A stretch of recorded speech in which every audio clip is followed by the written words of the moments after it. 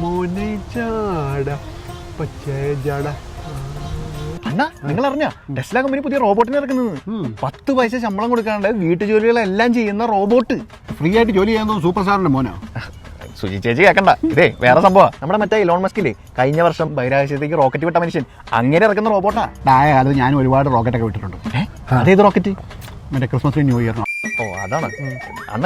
ഇത് കേക്ക് ഞാൻ ഇന്നലെ ടിവിയിൽ കണ്ടതാണ്. ഈ റോബോട്ട് ഉണ്ടല്ലോ തുണി അലക്കും, പാത്രം കഴുകും, തറ തുടയ്ക്കും, ഈവൻ കുട്ടികളെ വരെ നോക്കാൻ അത് റെഡിയാണ്. അയ്യോ അത് അടിപൊളിയാണല്ലോടാ. പിന്നല്ല. അങ്ങനെയാണ് പിന്നെ ഒരെണ്ണം മേടിച്ചു വെച്ചാൽ എനിക്ക് പണിയൊന്നും എടുക്കാൻ സുഖമായിരിക്കും. അവിടെ തെറിവിളിയും കേൾക്കണ്ട. അല്ല അണ്ണാ ഞാൻ ചോദിക്കണമെന്ന് വിചാരിച്ചത് എന്താ ഈ പാട്ടിനെ പിടിച്ച് നിൽക്കുന്നത്? അയ്യോ മണ്ണെണ്ണ മേടിക്കാൻ വേണ്ടി അവൾ ജോലിക്ക് പോയപ്പോൾ പറഞ്ഞതാ, ഇന്ന് മേടിച്ചോടി എന്നില്ല അവൾ ഇന്ന് തെറി വിളിച്ച് കൊല്ലുവല്ലേ. എടാ നിന്റെ ഒരു 200 രൂപ മറിക്കാൻ കാണുമോ? അയ്യോ അണ്ണാ എൻ്റെ ഒന്നുമില്ല. ദാരിദ്ര്യവാസി.